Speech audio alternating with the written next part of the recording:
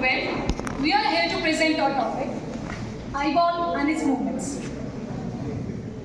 To demonstrate this, we have shown three models showing the muscles of the eye, movement of the eyeball, as well as the sagittal section of the eye. Further, we have three charts, arterial supply, venous drainage, clinical aspect and the nerve supply. So this is the sagittal section of the eyeball. It consists of three layers. The outermost layer is made up of sclera. The innermost layer is made of retina. In between, there is a retina. This is the lens of the eye, which is biconvex in nature. It converges the light rays and forms the image on the retina. Further, the lens is held together by the suspensory ligaments. The suspensory ligaments are controlled by ciliary body, and the anterior of the lens consists of aqueous humor, and the posterior of the lens consists of vitreous humor. This is the pupil of the eye, which controls the intensity of the light rays coming in. This is the iris of the eye, which provides color to the eyeball and also controls the. Thank you.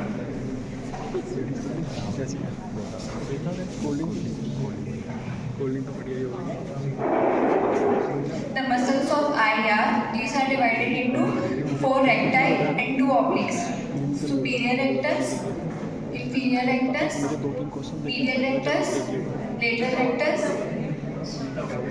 lateral rectus, this is lateral rectus, medial rectus, and superior oblique, inferior oblique. नीचे से आ रही है ना होना चाहिए ना straight नीचे से गई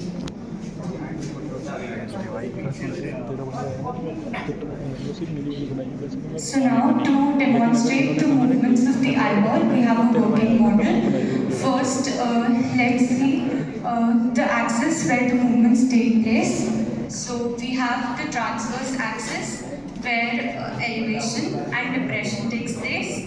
We have the vertical axis where abduction and adduction takes place.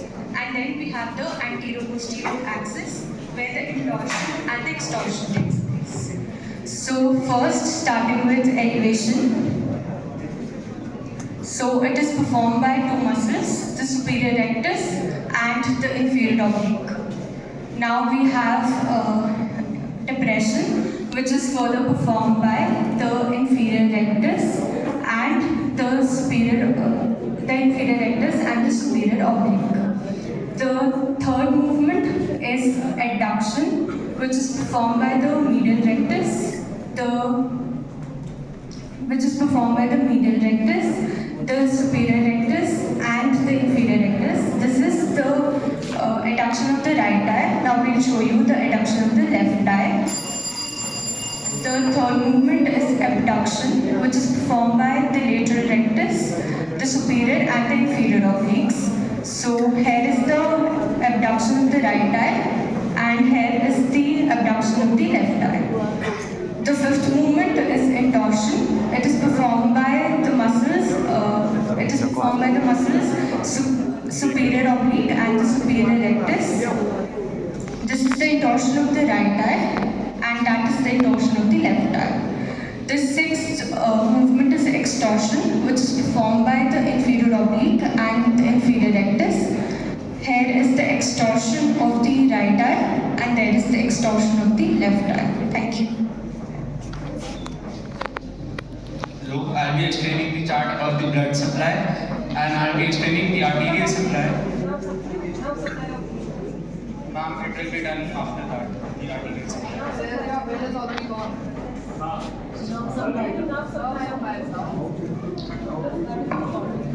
So now let's talk about the nerve supply. The nerves we have, optic nerve, ophthalmic nerve, oculomotor nerve, abductive nerve, trochlear nerve, zygomatic nerve and intraorbital nerve. So the ganglion which is associated with the eye is the ciliary ganglion. We have three supplies, sensory, parasympathetic and the sympathetic supply. The sensory nodes come along with the nasociliary nerve, which is a branch of ophthalmic division of trigeminal nerve. Second, we have the parasympathetic supply. The preganglionic fibers come along with the oculomotor preganglionic fibers arise with the oculomotor nerve, which relays in the ganglion. Postganglionic fibers arises in the ganglion and supply two muscles, constrictor pupillate and the ciliaris. The third is the sympathetic supply. The preganglionic fibers arises from the T1 segment of the spinal cord, which relays in the superior cervical sympathetic ganglion. The postganglionic fibers then form the internal sympathetic axis around the internal carotid artery and then passes through the ciliary ganglion and supplies the dilator pupillate. The major thing to notice here is that out of all the routes, only the parasympathetic route is the only route that relays in the ganglion. Ma'am, motor supply is the parasympathetic. Ma'am, another. Yes. Once you are talking, then you should talk. Another thing to explain is all the muscles of the eye are supplied by the oculomotor nerve except for the lateral rectus, which is supplied by the abducens nerve, and the superior oblique, which is supplied by the trochlear nerve. Yes, LR6 and SO4. Now on to the applied aspects. Firstly, we have strabismus, also known as squint. This happens due to the weakness or paralysis of any muscle of the eye, and depending on which muscle is paralyzed or weak, it is of different types: esotropia, exotropia, hypertropia, and hypertropia. In this, we have shown medial squint, which is also known as esotropia. Nextly, we have Horner syndrome. Horner syndrome happens due to the disruption in the pathway of the sympathetic nerves that supply the eye, and this shows itself through ptosis, meiosis, as well as anhidrosis in some cases. Then, third nerve palsy, also known as oculomotor nerve palsy. In this, there is the enlargement of the pupil and it does not react normally to light, and the affected eye moves a bit outwards and downwards.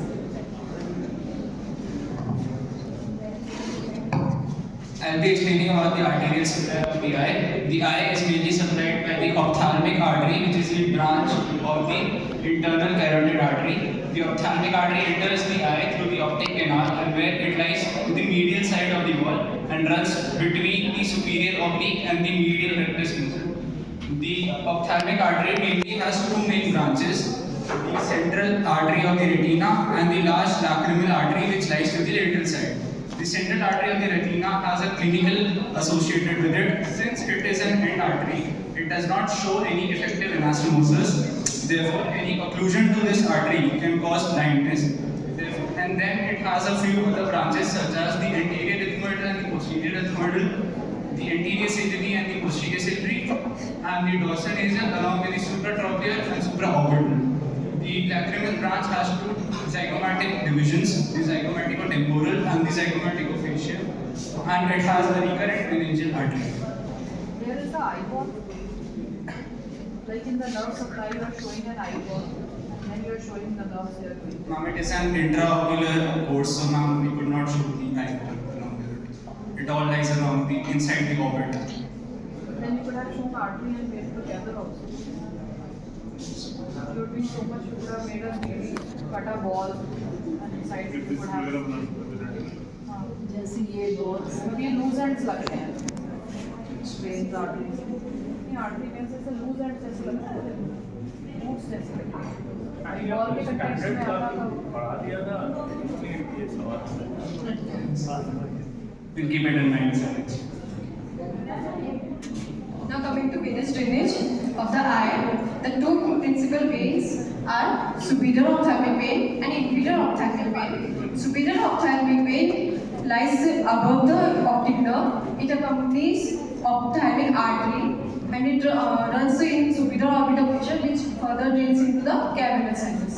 Superior ophthalmic vein also communicates with the supraorbital, supratrochlear and angular veins. Inferior ophthalmic veins runs below the optic nerve. It accompanies